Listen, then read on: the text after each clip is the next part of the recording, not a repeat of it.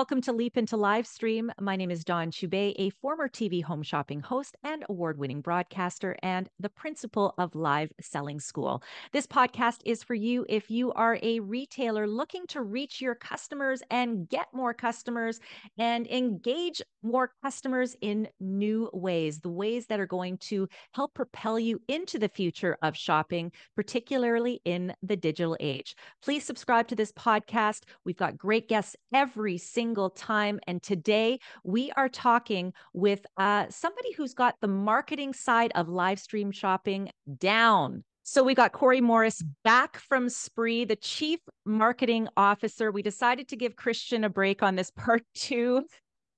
Corey, I wanted to dive more into the marketing mentality when it comes to live stream shopping for any businesses that are looking to get more information. I want to talk more about the conversion and the opportunities that are there relative to traditional e-commerce. Yeah, absolutely. And I love digging into this topic because I think live shopping is one of the most underrated marketing tools. When I talk to e-com managers after they've started doing live shopping, their faces are glowing because they're like, this is so amazing. You've finally given us a way to tap into that social media following that we've been trying to build. I don't know how long has social media been around, since like 2006. Like, you guys have finally given us a way to leverage that community and to monetize that, because what a lot of marketers and e-com managers do, they spend so much of their time thinking about, how do I get traffic to my website? And now it's more like, okay, great. How can I bring my website and then bring my sales team, so the people, to my community on social media, right? How do I connect all of these things together? And one of the things I always love talking about are the numbers behind that. So like the conversion rates. So traditional e-commerce conversion rates. So people go to your website, they buy stuff, roughly 2.5%, and that's pretty much been steady for years now. What we're seeing with live shopping, so the people who actually watch a live shopping event versus the people who actually buy something, is up to 60%. And that's an amazing number. And we can dig more into that if you want to. Yeah, I mean, when we look at, if you think of a physical store, even, so we're talking about the comparison from traditional e-com to the live stream. But if you Right. had X number of people walking in your store, to have that many people walk out having made a purchase, you'd be jumping for joy. Well, the thing is on some of our most successful, higher performing live shopping events, I mean, we can have, thousands of people watching these. I remember one that comes to mind in recent memory is, there were 4,000 people in line before the live shopping event even started. And within the first 5 minutes, it had reached nearly 10,000 people. And the only time we can think of something of that happening in a physical store is if Apple is going to launch a new product. Now, probably not so, because Apple hasn't done that in a while. And the whole idea of standing in line for an Apple product is not nearly as popular as it used to be. But yeah, and again, I mean, also thinking about getting 10,000 people on your website and excited about product, but also high intent. And that's another thing. These people are excited about products because whatever you've done before the live shopping event to actually get them excited to come there.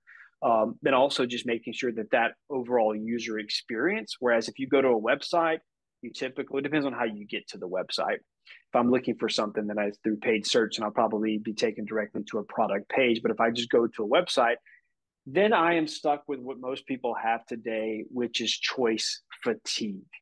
It's like, I don't know where to start, whether it's a big marketplace like Zalando or Amazon, or if it's just your website. I'm more in the mindset of like, why don't you show me what I need? I've been giving you my information for all these years. So that's also changing a little bit, in just in terms of the overall customer experience.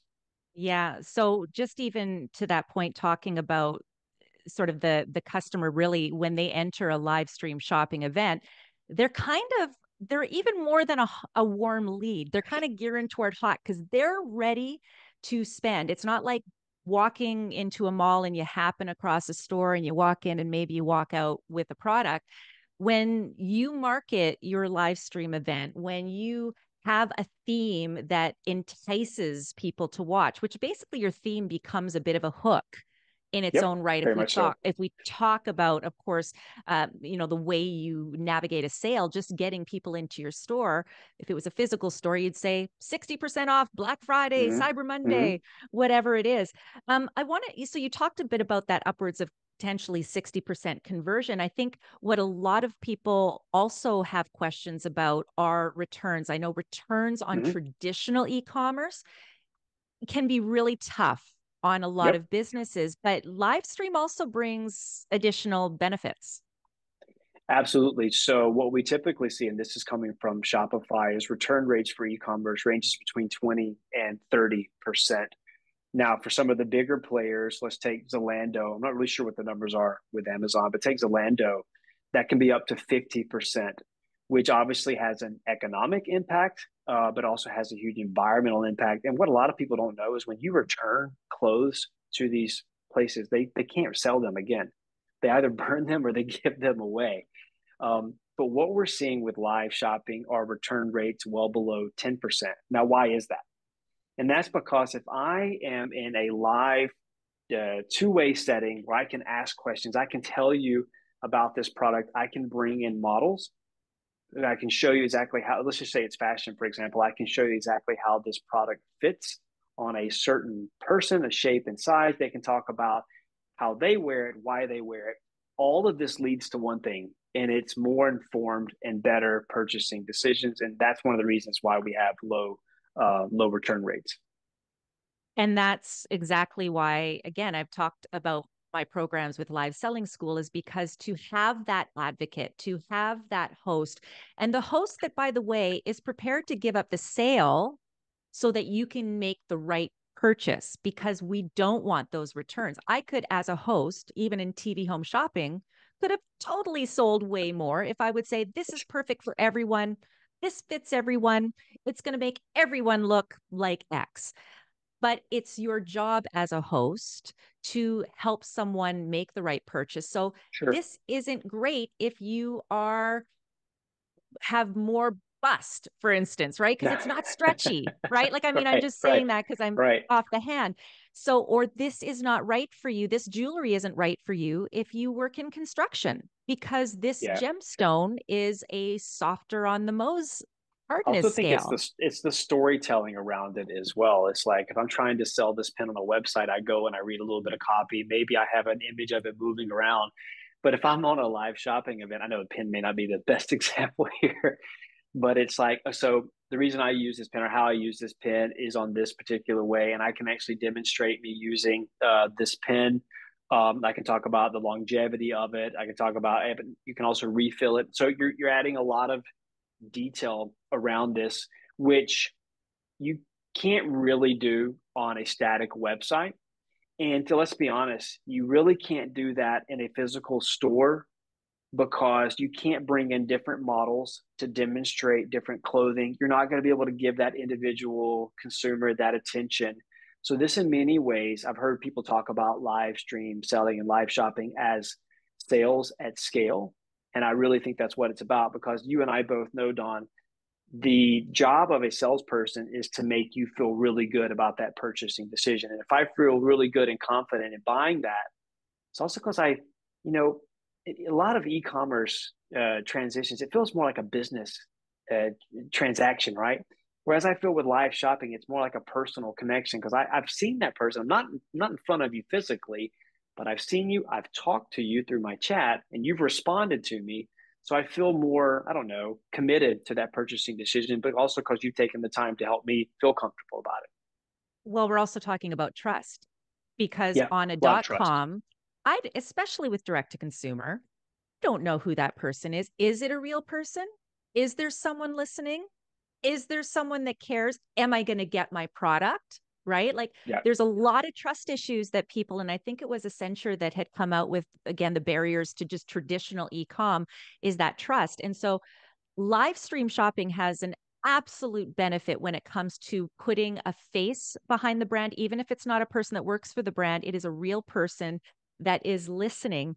And I think, that is one of the main reasons as well when you look at the less returns is because someone is helping navigate through that pathway. And so on traditional e-com, even the way something is described. So when you look at a sweater, for instance, that sweater is soft. Well, soft is subjective. Corey, you might think Mm. an SOS pad is soft, right? I mean, but is it belly soft, all of it, or the inner Right, ear of a right, Labrador puppy retriever? I mean, these are home shopping right.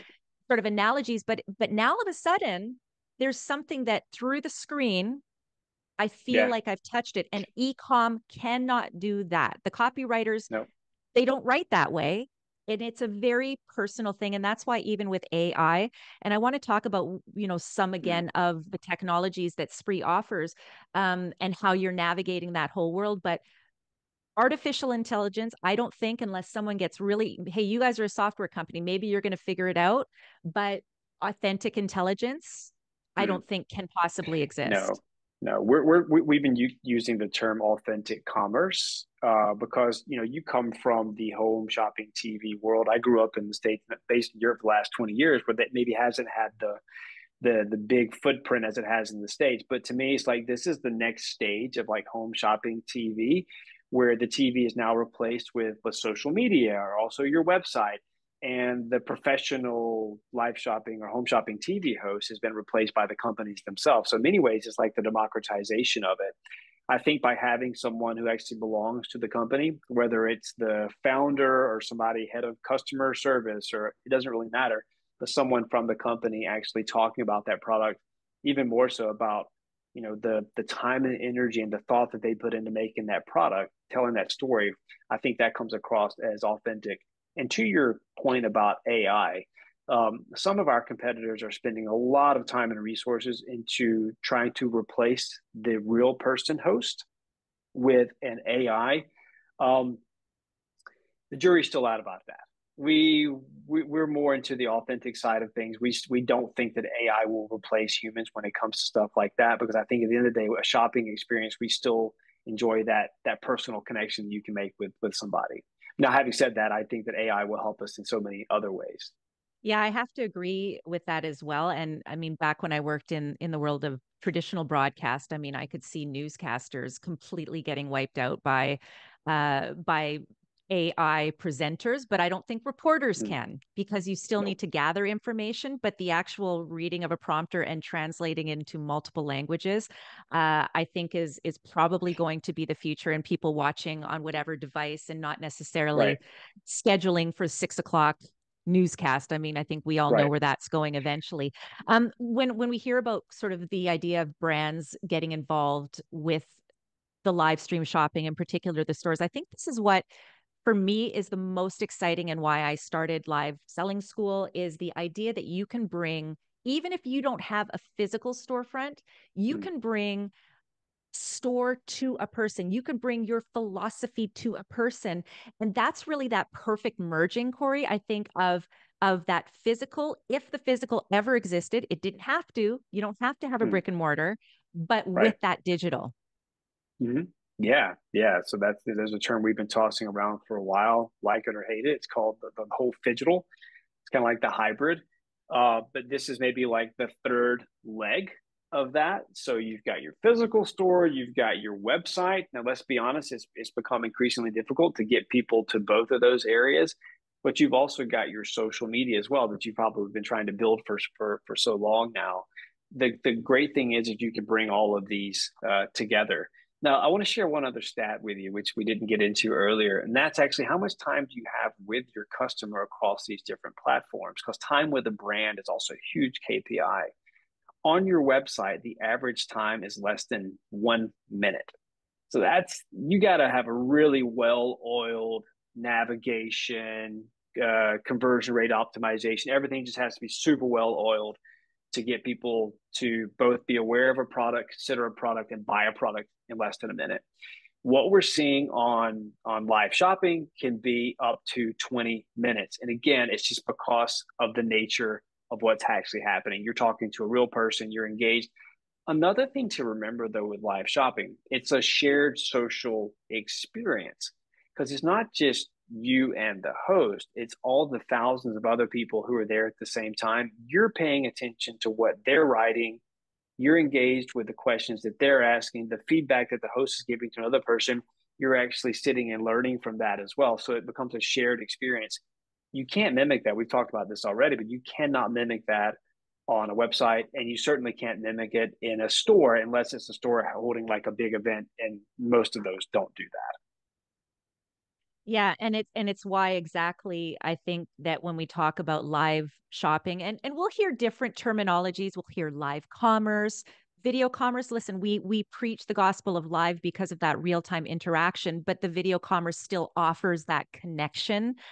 In particular, even with the repurposing on websites, product pages, Hmm.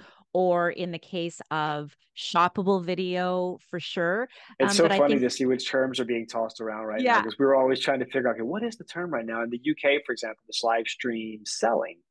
What are you guys using in Northern America Yeah, so I think live stream shopping and live commerce is what we're hearing. But, and live even, commerce? yeah, and even, honestly, when I started my school, it's why I kind of focused on the live selling part of it as opposed to liveshopping.com. Live selling school is what my company is. And it's because the strategies and the techniques of live selling can actually happen in Hmm. person as Yeah. well as virtually, which ultimately is what live stream shopping is. It's virtual commerce, Hmm. is what it is. That'll be the next term. Someone will latch on to that. I'm sure they have already. Um, because we're talking about a deeper way of selling. We're talking about a more Hmm. connective way of selling. And to be able to offer whatever the consumer needs, whether it is in person or that in person vibe, but in the comfort of their home, again, Hmm. just removes those barriers. And that's what it's all about. Listen, what's next for Spree? What are you guys working on? For anyone that maybe missed the first episode, what is it you want to share so that people can go to your website and learn more I, about I, how I to want to evolve? share one. I want to share one thing. Sorry to interrupt you there. I want to share one thing that we didn't actually get into that I often talk to people, and I get this really big aha moment. They're like, "Okay, that's why social media matters," because everybody's obviously invested in their websites because they've spent the last 25 years uh, building this website. There's like, okay, we got sunken cost here, Corey. We need to keep getting people there. But I think what people don't understand is that with social media, you have this thing called pleasing the algo, and this is why it's so unbelievably successful. So the way Facebook works or Meta works is that if you get a lot of people on your event and you get a lot of comments, Facebook goes, "Ha, there's something interesting happening over here. I am going to look at the people who are there and find their friends and then find lookalike audiences." And that's how you get that organic growth. Now, anyone who knows the number of what it actually costs to acquire a customer, if you can get that for free by doing something that you're already doing, I mean, that in itself is worth its weight in gold. And we have some companies who've told us that they see up to 75% customer growth from their live shopping events. And I think that's absolutely amazing. When I tell people that, they're like, okay, that's cool. So in other words, all the ecom managers out there that spent all their money on their website, we're not saying that you wasted your time, but we're saying you don't need to have the perfect polish. You don't need to have, like, you want to leverage the tools that are available to you and don't be focused on that one bucket of your own No, website. not at all. Not at all. I mean, the cool thing is about because Spree, for example, we connect Facebook to your website. So actually, you're driving all the people back to your website. So once they're there, you're getting a cooking on them, so you can retarget them. You can get them to sign up for your live reminders. You can get them to sign up for your newsletters. So it's all really well connected. It dovetails well with your existing e-commerce ecosystem. It's just I feel as though it's an area that people just haven't really leveraged yet, and now's the time to do that. Because it's all just ready to be there for you to take with the It's there right waiting. technology. You're And leaving and money to on the table if you're not doing it right now. Exactly. And there's no reason not to investigate. It'll never be as I'm going to even say affordable to get into this world right now, because you're sort of, anyone that's getting into it is getting into it on the ground level. You're part Yeah. of the progression of it, and it is the way people are shopping. So it's not like we're just saying, hey, do this because we're saying so.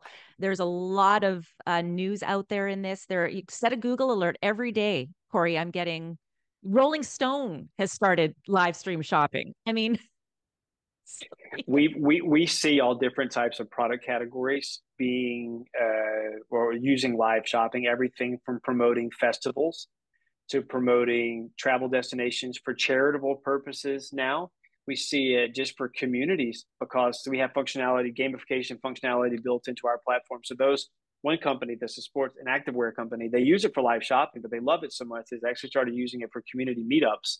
So again, yeah, it's under the overarching idea of live shopping, but I also think it's just a new way of building community and creating two-way mutually rewarding engagement for with your customer base. You know, I when I was in business school around quite a few years ago, I'm dating myself here, but whole brand communities was something we really talked about, and that's kind of been on the back burner for some time now.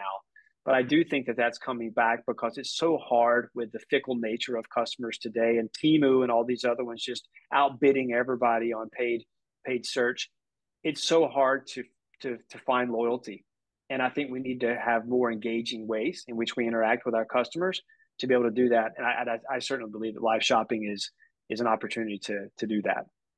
I think what we'll probably see, and we sort of touched on this, is, what are we calling it these days? I actually, when you look at the different product categories and the different uses, so if we think of like festivals, for instance, I think we'll eventually see the term live stream shopping probably go, because I believe there are people that, they have this perception that it's got to look like TV home shopping. And 100% it is based on it, but that's not how it needs to look.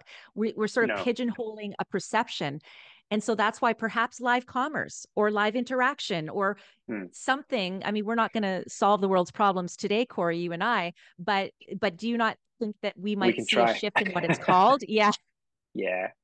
No, I think it's the live component, but you and I, and Christian talked about this in our first episode. It's just the content in general, because yeah, you recording it may be live because it's interactive in two-way, but that content can also be reused, recycled, and repurposed afterwards. It's just taking a very static e-commerce experience and make it a little bit more dynamic.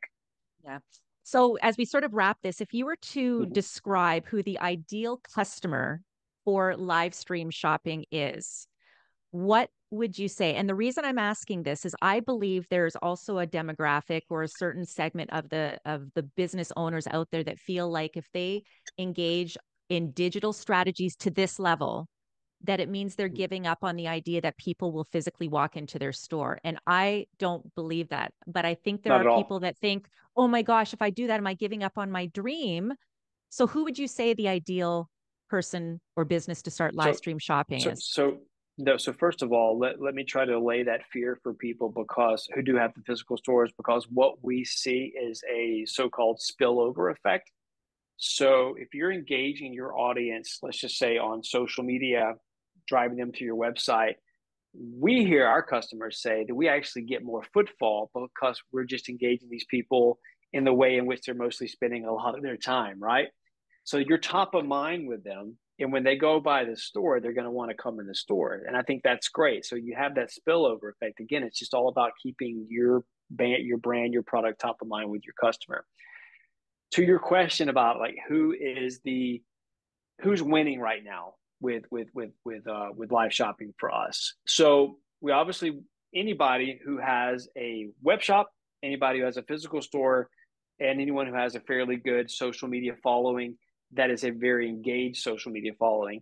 I would say those are the prerequisites, and it really just spans across a wide range of product categories as well. Obviously, if you're in fashion, then that's a no brainer. What we typically tell people is like, if you are a challenger and if you want to be an innovator and a pioneer in your industry and become a front runner in a field which they're, to use this analogy, it's very much a blue ocean right now, then live shopping is ideal for you. We do have success with major companies, big enterprise companies, but we also see the mom and pop shops as well. The sweet spot is probably the small, middle sized enterprises. Um, and I think the most important thing is that you have the right team that's ready to really lean into this and really that's willing to embrace it. Um, Having said that, we always tell people to embrace the TTS model. So that means you have to test, That means you have to track the success. And once you found a recipe that works, and let me be honest, you may not find that right away, but once you do, then it's ready to scale. And it's so easy to scale. And it is with the right technology. Spree is, I've had many conversations with this company, in particular with Corey. And if you missed our first episode with Christian, who is the co-founder and CEO of Spree, it's well worth backtracking to that as well, because we shared so much more information. If anyone does want to be in touch, because let me tell you guys, it's not expensive to get going. It's just important to get started, get the strategy, and you've got some great subscription services available. How can people learn more from you? Sure. So yeah. So thanks for saying that. If they want to learn more, they can go to our website. That's spree.io, sprii.io. Also encourage you to follow us on LinkedIn. We also have a ton of great video content on YouTube. We're on Instagram. We're basically everywhere. I mean, this is the nature of what we do. But you're also welcome to reach out to me. You can find me on LinkedIn. And in fact, if you want to reach out to anybody from the Spree family on LinkedIn, feel free to do that. We love talking about live shopping. We love talking about e-commerce, and we'd love to talk to you about how we can get you involved with some of the things that we're doing. Amazing. And thank you so much for joining me on Leap into Livestream. Of course, if you like this content, be sure to subscribe so we can create more of it. I'm sure it won't be the last time we talk, Corey. Thanks so much. Not at all. Thanks, Don.